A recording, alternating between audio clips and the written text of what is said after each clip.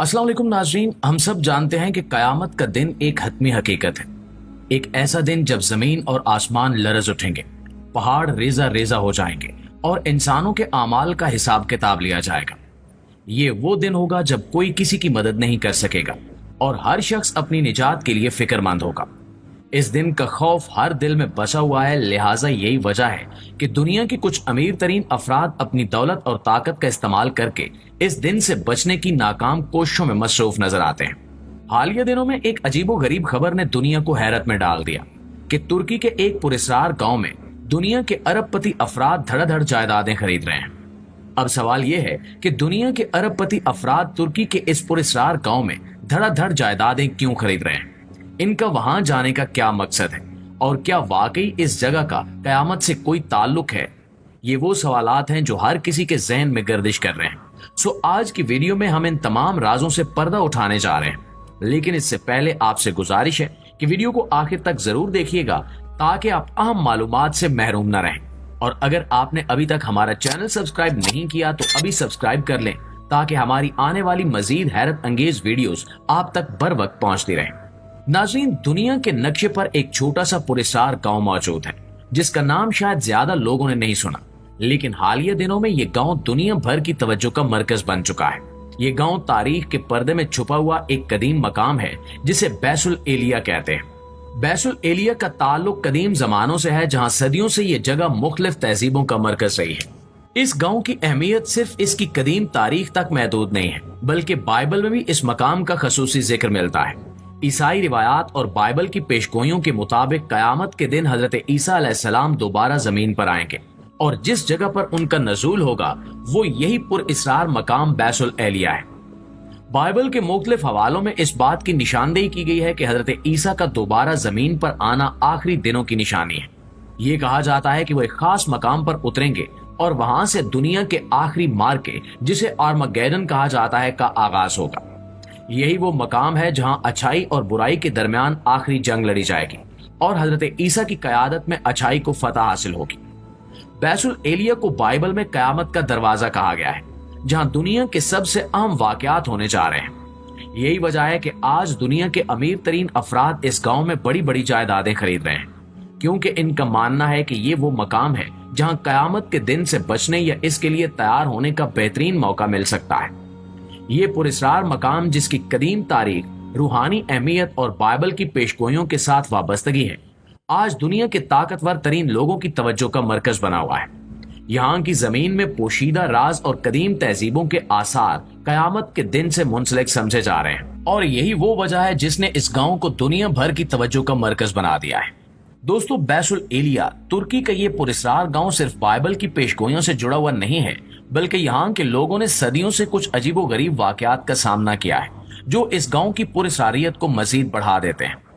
कहा जाता है कि रात के वक्त यहाँ से ऐसी आवाजें सुनाई देती हैं जो समझ से बालातर हैं और बाज औकात लोग इन आवाजों को आसमानी मौसीकी के तौर पर बयान करते हैं। इन आवाजों को सुनने के बाद बाज लोगों ने गैर मामूली ख्वाब देखने का दावा किया, जिनमें इन्होंने कयामत के दिन की झलकियां देखी हैं। एक और हैरान कुन वाकया जो इस गांव के साथ जुड़ा है वो 2012 का है, जब दुनिया भर में कयामत की अफवाहें जोरों पर थी। कहा जाता है कि उस वक्त हजारों लोग इस गांव में पहुंचे, इस यकीन के साथ कि ये जगह कयामत के दिन से महफूज रहेगी। उस वक्त दुनिया भर में ये बात मशहूर थी कि इस गांव की सरजमीन में कोई खास ताकत छुपी हुई है जो इसे तबाही से महफूज रखेगी। उस साल यहाँ मौजूद लोगों ने दावा किया कि उन्हें आसमान में रोशनी के गोले नजर आए और कुछ लोगों ने दावा किया कि उन्होंने हजरत ईसा अलैहिस्सलाम की झलक देखी। इसी तरह मकामी लोगों ने यहाँ की जमीन में अजीबो गरीब निशानियों का मुशाहिदा किया, जैसे जमीन पर कुदरती तौर पर बनने वाले दायरे जो किसी खास पैगाम या निशानी का इशारा देते हैं। कुछ लोग ये मानते हैं कि ये निशान कयामत के दिन की निशानदेही करते हैं और बाइबल की पेशगोइयों के ऐन मुताबिक है। इस गांव में एक पुरस्कार वाकया 1980 की दहाई में पेश आया, जब कुछ गैर मुल्की साइंसदानों ने यहाँ खुदाई की इजाजत हासिल की। उन्होंने यहाँ जेरे जमीन अजीब धातें और कदीम आसार दरियाफ्त किए जो आम इंसानी समझ से बालातर थे। खुदाई के दौरान इन्हें ऐसी चीजें मिली जो बज़ाहिर जदीद टेक्नोलॉजी का हिस्सा मालूम होती थी, हालांकि वो हजारों साल पुरानी थी। ये तमाम वाकयात इस गांव की पुरस्कारियत को बढ़ा देते हैं और इसी वजह से दुनिया के ताकतवर तरीन अफराद यहाँ जायदादें खरीद रहे हैं। وہ مانتے ہیں کہ اس گاؤں کی زمین میں چھپے راز انہیں قیامت کے دن سے محفوظ رکھ سکتے ہیں اور یہاں شاید موجود قدیم ٹیکنالوجی ان کی بقا کا ذریعہ بن سکتی ہے۔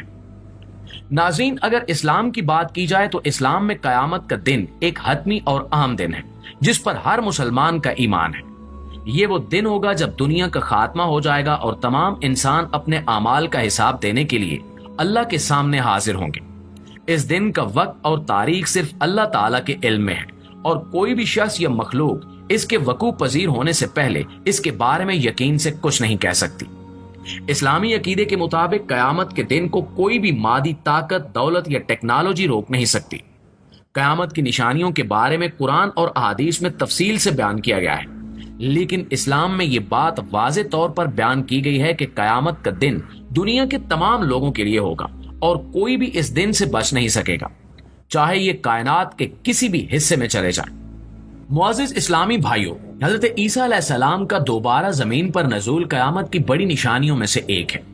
حضرت عیسیٰ کا نزول ترکی کی بجائے شام کے علاقے میں ہوگا اور وہ اس وقت آئیں گے جب دجال دنیا میں فتنہ و فساد پھیلا چکا ہوگا۔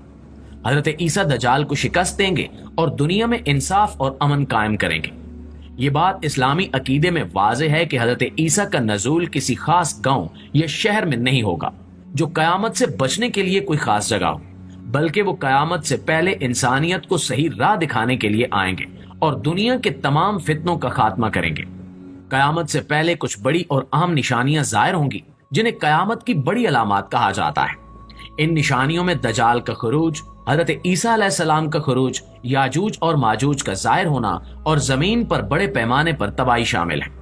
یہ نشانیاں لوگوں کو قیامت کے قریب ہونے کا اشارہ دیں گی تاکہ وہ اپنے اعمال درست کریں اور آخرت کی تیاری کریں۔